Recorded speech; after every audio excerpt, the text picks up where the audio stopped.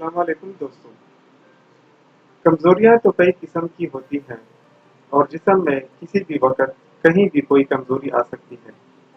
ہر کمزوری کا علاج ہم بلا جھجک کرواتے ہیں اور ڈاکٹر سے کھلے الفاظ میں بیان کرتے ہیں، مگر ایک کمزوری جو ہم نہ تو ڈاکٹر کو بیان کرتے ہیں اور نہ کسی دوسرے سے شیئر کرتے ہیں، کیونکہ یہ کمزوری ہم بتاتے ہوئے شرمندگی محسوس کرتے ہیں۔ جی جناب، یہ کمزوری مردانہ کمزوری ہے جو ہم کسی کو بتاتے ہوئے شرم محسوس کرتے ہیں۔ تو ایسے لوگ جو اپنا حال کسی کو بتانے سے کتراتے ہیں، ان کے لیے یہ ویڈیو میں بنا رہا ہوں تاکہ اس ویڈیو کے ذریعے وہ اپنی اس کمزوری کا خاطر کا حل تلاش کر سکیں۔ تو میں ان ٹاپک کی طرف آتے ہیں۔ مردانہ کمزوری مختلف طرح کی ہوتی ہے۔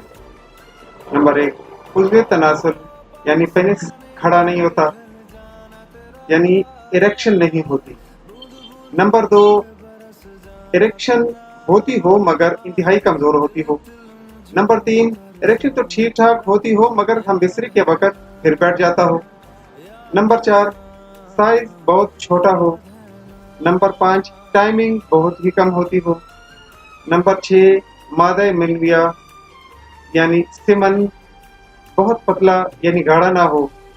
نمبر 7، کسی غیر جنس کے ساتھ معمولی سی باتیں کرنے سے بھی قطرے بہنا شروع ہو جاتا ہو۔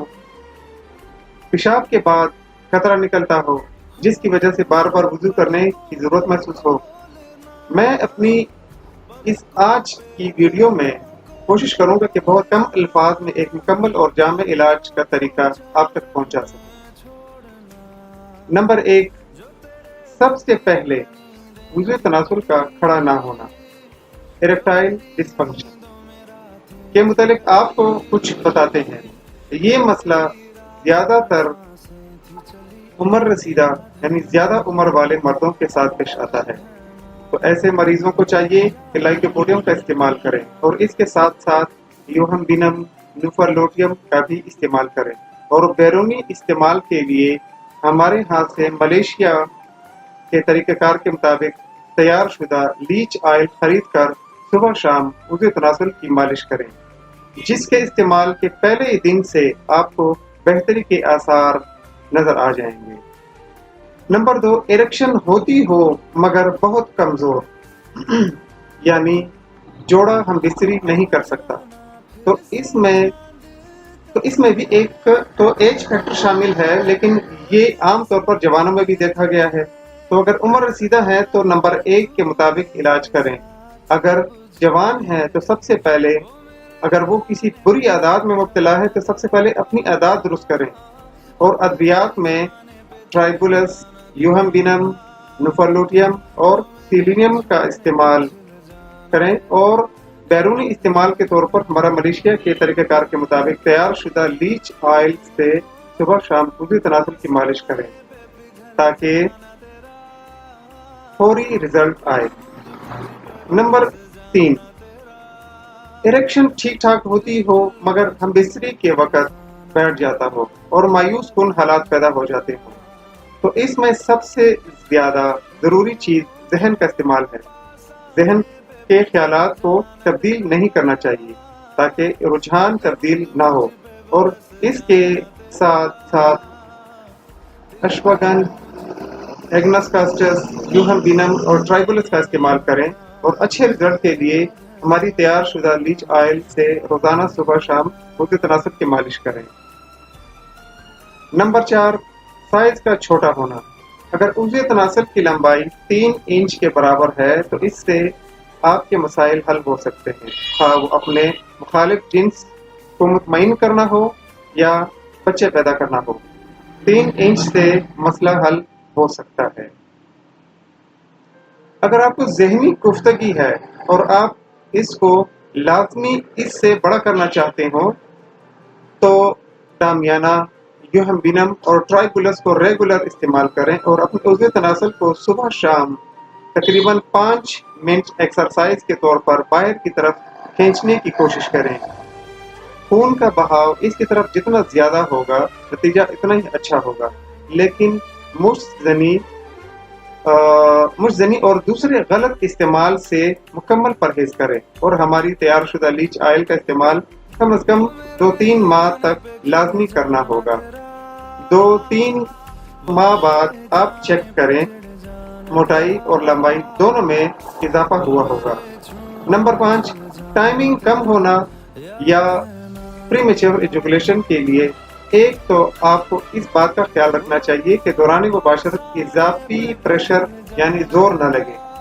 زور کم کرنے کے لیے کنڈوم کا استعمال بھی کر سکتے ہیں اور ربنگ کم کرنے کے لیے دوسرے طریقے بھی استعمال کر سکتے ہیں۔ اور میڈیسن میں ایگنسکاسٹس، جنسنگ، ایبینسٹائیوا، ایسڈ فاس، اشواگن اور یوہنگینم کا استعمال کر سکتے ہیں۔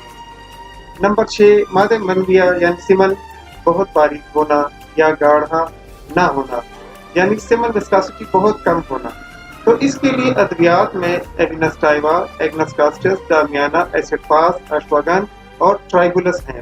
ان تمام ادویات میں سے کسی کا بھی استعمال کر سکتے ہیں اور کمبینیشن کے طور پر بھی استعمال کر سکتے ہیں۔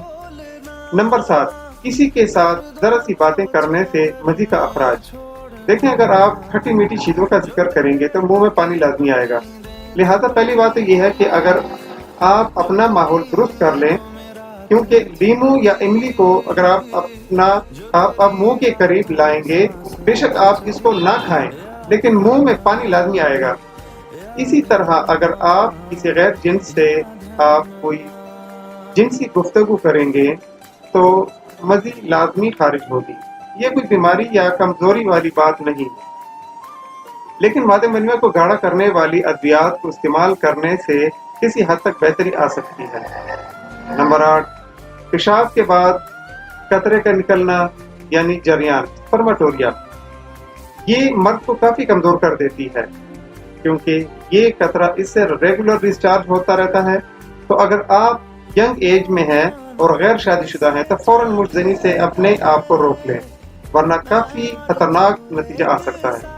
اور اگر ایجڈ ہیں تو پراسٹیٹ چیک اپ کروا لیں۔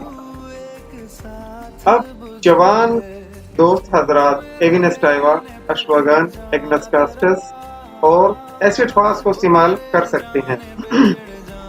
اس کے 2 یا 3 دن کے استعمال سے یہ قطرے بہنا بند ہو جائیں گے۔ اور اگر یہ مسئلہ عمر رسیدہ ایجڈ مردوں کے ساتھ ہے تو ان کو سیولسرولیٹا، کونیم میکولم اور سائڈونیا ولگارس کا استعمال کرنا چاہیے تاکہ پراسٹیٹ کا مسئلہ حل ہو جائے۔ دوستو، یہ تھی مردانہ کمزوری اور اس کا علاج۔ اگر پھر بھی آپ کو کوئی مسئلہ ہو تو نیچے کمنٹ باکس میں یا بذریعہ ای میل رابطہ کر سکتے ہیں۔ اگر آپ کو یہ ویڈیو پسند آئی ہو تو پلیز اسے سبسکرائب کریں، بیل آئیکن کو دبائیں اور لائک کر کے شیئر ضرور کریں تاکہ آپ کی طرح دوسرے دوستوں کے مسائل بھی حل ہو سکیں اور ان کو بھی فائدہ پہنچے۔ شکریہ۔